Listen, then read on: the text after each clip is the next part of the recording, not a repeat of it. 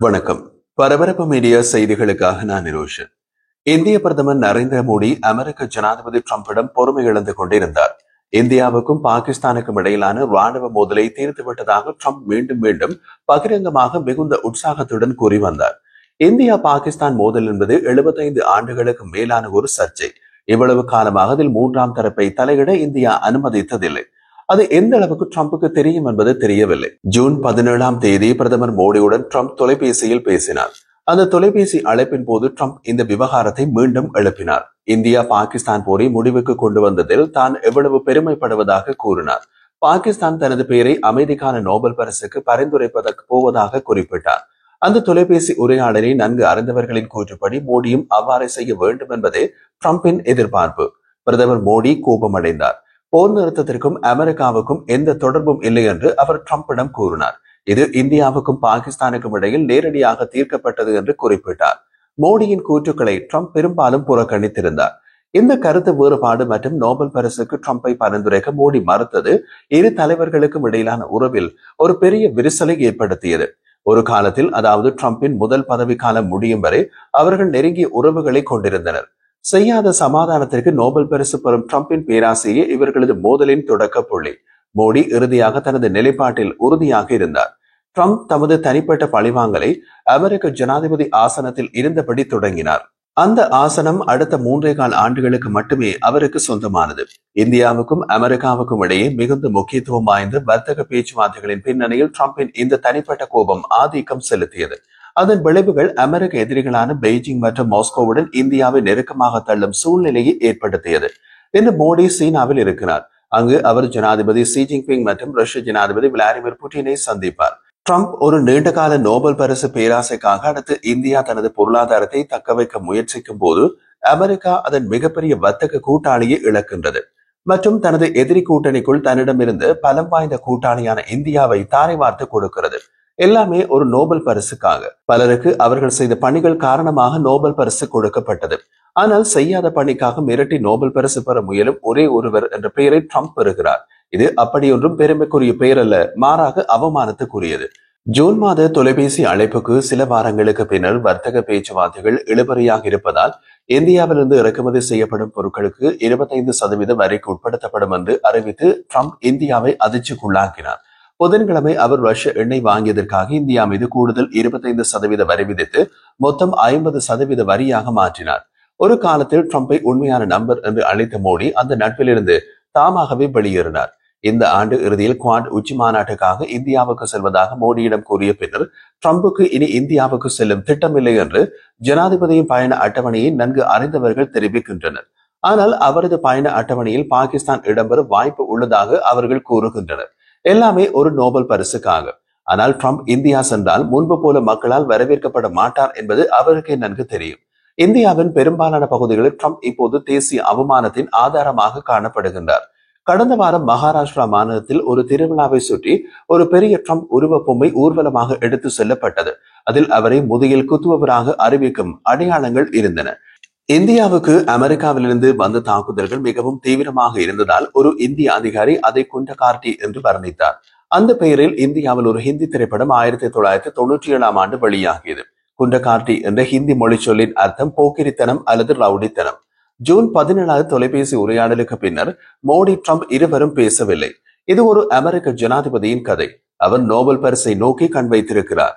இந்திய அரசியலில் அசைக்க முடியாத நிலைப்பாட்டை தளர்த்த முயற்சியில் 3வது பாதையாக பாகிஸ்தானுடனான நெருக்கத்தை தேர்வு செய்கிறார். இந்தியாவில் டிரம்ப் இந்த சூழ்நிலையில் முடிவடைவார் என்று யாரும் எதிர்பார்க்கவில்லை. 2020 ஆண்டு ஜனாதிபதி தேர்தலில் ஜோ பைடன் வெற்றி பெறுவார் என்று பரபரப்பு மீடியாவில் நாம் கணித்த போது நம்மை திட்டி வந்த பின்னூட்டங்களில் இருந்து இந்தியாவில் டிரம்புக்கு கணிசமான ஆதரவு இருந்தது என்பதை நாம் தெரிந்து கொண்டோம். இந்தியாவில் டிரம்புக்கு இருந்த அந்த ஆதரவு இப்போது உருகி தண்ணீராகி அதுவும் ஆவியாகி போய்விட்டது. டிரம்ப் கடந்த தேர்தலையும் தன்னையும் தனது நாட்டையும் உலகளாவிய வீரர்களாக மாற்றும் வாக்குறுதியின் பேரில் அவர் தனது 2வது பதவி காலத்தை வென்றார். டிரம்ப் தனிப்பட்ட உறவுகளில் அதிக கவனம் செலுத்துவதாகவும் புவிசார் அரசியலில் தந்திரோபாயத்தில் குறைவாகவும் இருப்பதாக அறியப்பட்டாலும் அந்த ஆற்றல் அவர்களுக்கு சாதகமாக செயல்படும் என்று பெரும்பாலான இந்தியர்கள் நினைத்தனர். டிரம்பின் முதல் பதவி காலத்தில் டெக்சாஸில் இந்திய புலம்பெயர்ந்தோரின் பெரிய ஹவுடி மோடி பேரணியில் கலந்து கொண்டனர். சில மாதங்களுக்கு பின்னர் அமெரிக்க ஜனாதிபதி ட்ரம்ப் பிரதமர் மோடியின் சொந்த மாநிலமான குஜராத்தில் நமஸ்தே ட்ரம்ப் என்று பெயரிடப்பட்ட நிகழ்வுக்காக பயணம் செய்தார். மோடி விமான நிலையத்தில் அவரை கட்டிப்பிடித்து வரவேற்றார். பின்னர் இசை நடன கலைஞர்கள் மற்றும் 1,00,000 மேற்பட்ட உற்சாகமான பங்கேற்பாளர்களோடு ட்ரம்புக்கு பிரமாண்டமான வரவேற்பு கொடுக்கப்பட்டது. யாரோ ஒருவர் ட்ரம்புக்கு கோவில் கட்டியதாகவும் செய்தி வெளியானது. அந்த வகையில் கடந்த வாரம் மகாராஷ்டிரா மாநிலத்தில் நடந்த திருவிழாவில் அவர் முதுகில் குத்துபவர் என்று அடையாளப்படுத்தப்பட்டிருக்கலாம். ட்ரம்பின் 2வது பதவி காலத்தில் வெளிநாட்டு தலைவர்கள் பாராட்டுகள் மற்றும் பரிசுகளுடன் அவரது ஈகோவை சமாளிப்பதன் மூலம் வெற்றியை கண்டுள்ளனர். பிரிட்டிஷ் பிரதமர் வெள்ளை மாளிகைக்கு சென்ற போது சார்லஸ் மன்னரின் அழைப்பு கடிதத்துடன் வெள்ளை மாளிகைக்கு சென்றார். பின்லாந்து ஜனாதிபதி கோல்ஃப் மைதானத்தில் ட்ரம்புடன் இணைந்தார். உக்ரைன் ஜனாதிபதி வோலோடிமிர் செலன்ஸ்கி கூட வெள்ளை மாளிகையில் தோன்றி கேமராக்கள் முன் அவருக்கு நன்றி தெரிவித்தார். அவரை ட்ரம்ப் ஒரு காலத்தில் பொது வழியில் திட்டினார். இஸ்ரேலிய பிரதமர் வெள்ளை மாளிகைக்கு சென்ற போது ட்ரம்பை நோபல் பரிசுக்கு பரிந்துரைத்த கடிதத்தின் நகலை காட்டினார். இதுதான் உலக அரசியல். இதில் ஆற்றோடு போகாமல் உறுதியாக நின்றவர்களும் உண்டு. அதில் ஒருவர் இந்திய பிரதமர் மோடி, மற்றொருவர் ட்ரம்பை எதிர்கொள்ள சரியான நபர் என்று மக்களால் தேர்ந்தெடுக்கப்பட்ட கனடிய பிரதமர் மார்க் கார்னி. பிரதமர் கார்னியும் வெள்ளை மாளிகைக்கு போனார். செய்தியாளர்கள் முன் ட்ரம்ப் கனடா ஒரு காலத்தில் அமெரிக்காவின் 51வது மாநிலமாக மாறலாம் என்பது நடந்தாலும் நடக்கலாம் என்று கூறினார். அதற்கு கார்னி நடக்காது நடக்காது நடக்காது ஒருபோதும் நடக்காது என்றார். அத்துடன் அந்த பேச்சு விட்டுவிட்டார் ட்ரம்ப். இப்போது கனடாவும் இந்தியாவும் தமக்கிடையே மாத கணக்கில் இருந்து ராஜதந்திர முருகல் நிலையை மாற்றி இந்த வாரம் இரு நாடுகளும் தத்தமது தூதர்களின் நியமனங்களை அறிவித்துள்ளன. கடந்த பல மாதங்களாக இரு நாடுகளும் தத்தமது தூதர்களை திருப்பி அழைத்து ராஜதந்திர வெற்றிடத்தை ஏற்படுத்தி இருந்தன. இந்த வாரத்துடன் அந்த நிலை மாறுகிறது. ட்ரம்ப் மோடியிடமிருந்து அதிகம் விரும்புவது நோபல் பரிசுக்கான ஒரு பரிந்துரை. ஆனால் அது சாத்தியமற்றது. இந்தியாவுடன் ஒப்பிடும் போது பலவீனமான பாகிஸ்தானுடன் போர் நிறுத்தம் செய்ய அமெரிக்க அழுத்தத்திற்கு மோடி அடிபணிந்ததாக காட்ட விரும்புகின்றார் ட்ரம்ப். இது அவரது வழக்கமான இழிவுபடுத்தல் பாணி. வேறு இந்திய தலைவர்கள் இதை எப்படி கையாண்டிருப்பார்கள் என்று தெரியாது. ஆனால் பிரதமர் மோடியிடம் ட்ரம்பின் இந்த பரப்பு வேகாது. ஆனால் சமீபத்தில் ட்ரம்பின் நோபல் பரிசு பலவீனத்தை கண்டறிந்த பாகிஸ்தான் அவரை நோபல் பரிசுக்கு பரிந்துரைக்க முடிவுக்கு விரைவாக சென்றது. ஜூன் மாதம் மோடி ட்ரம்புடனான கோரிக்கைகளுக்கு பின்னர் இந்திய அதிகாரிகள் ஒரு அறிக்கையை வெளியிட்டனர். அதில் பாகிஸ்தான் பிரச்சனையில் இந்தியா மத்தியஸ்தத்தை ஒருபோதும் ஏற்றுக்கொள்ளாது என்று குறிப்பிடப்பட்டிருந்தது. அத்துடன் தீவிரவாதத்திற்கு எதிரான இந்தியாவின் போராட்டத்தில் ஜனாதிபதி ட்ரம்ப் கவனமாக கேட்டு தனது ஆதரவை வெளிப்படுத்தினார் என்று மோடி கூறியதாக குறிப்பிடப்பட்டிருந்தது. வெள்ளை மாளிகை அப்படி ஒரு அறிக்கை வெளியானதாக காட்டிக் கொள்ளவில்லை. ட்ரம்ப் தனது சமூக ஊடக கணக்குகளில் அதை பற்றி இடுகையிடவில்லை. ஆனால் மோடியுடன் பேசிய 4 நாட்களுக்கு பின்னர் காங்கோ மற்றும் டுவாண்டோ இடையே ஒரு சமாதான ஒப்பந்தத்தை அறிவித்த போது ட்ரம்ப் மீண்டும் இந்த விஷயத்தை குறிப்பிட்டார். அப்போது அவரது துணி மாறுபட்டிருந்தது. இந்தியாவுக்கும் பாகிஸ்தானுக்கும் இடையிலான போரை நிறுத்தியதற்காக எனக்கு அமைதிக்கான நோபல் பரிசு கிடைக்காது என்று ட்ரம்ப் பதிவிட்டார். இல்லை, நான் என்ன செய்தாலும் எனக்கு அமைதிக்கான நோபல் பரிசு கிடைக்காது, மீண்டும் அதை குறிப்பிட்டார்.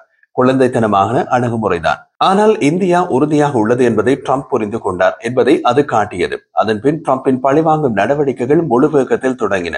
New York, London, Brussels, Berlin, Hong Kong மற்றும் டோக்கியோவை தளமாக கொண்ட பொருளாதார நிருபர்கள் உலகளாவிய கொந்தளிப்பை ஏற்படுத்தும் ட்ரம்பின் வரி விதிப்புகளின் ஒவ்வொரு அம்சத்தையும் ஆராய்ந்து வருகின்றனர். அமெரிக்காவில் அன்றாட மக்கள் மீதான விளைவுகள் குறித்து நிருபர்களும் அமெரிக்காவில் உடனடி தாக்க விலைவாசி உயர்வுகள் வெளிப்படையாக தெரிகிறது. மளிகை பொருட்களில் இருந்து ஆடைகள் வரை அனைத்தும் வெளியேறிவிட்டன.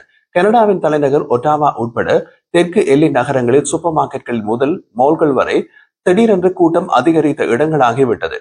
பெரும்பாலான வாங்குவோர் அமெரிக்கர்களாக உள்ளார்கள். காரணம், அமெரிக்காவுடன் ஒப்பிடும் போது இங்கு விலை குறைவு. இது இங்கு ஒரு ஆச்சரியமான காட்சி. காரணம், பல சூப்பர் மார்க்கெட்களில் அமெரிக்க பொருட்களை புறக்கணிக்கும் வாசகங்கள் அடங்கிய அறிவிப்புகள் தொங்குகின்றன. கனடிய பொருட்களின் தேசிய சின்னமான மேப்பிள் இலை ஸ்டிக்கர்களுடன் காணப்படுகின்றன. அவற்றை பார்த்தபடி அமெரிக்கர்கள் ஷாப்பிங் செய்கிறார்கள். அந்த பொருட்களுக்கு அமெரிக்கர்கள் செலுத்தும் வரி கனடாவுக்கு போகிறது. இதுதான் ட்ரம்பின் வெற்றி.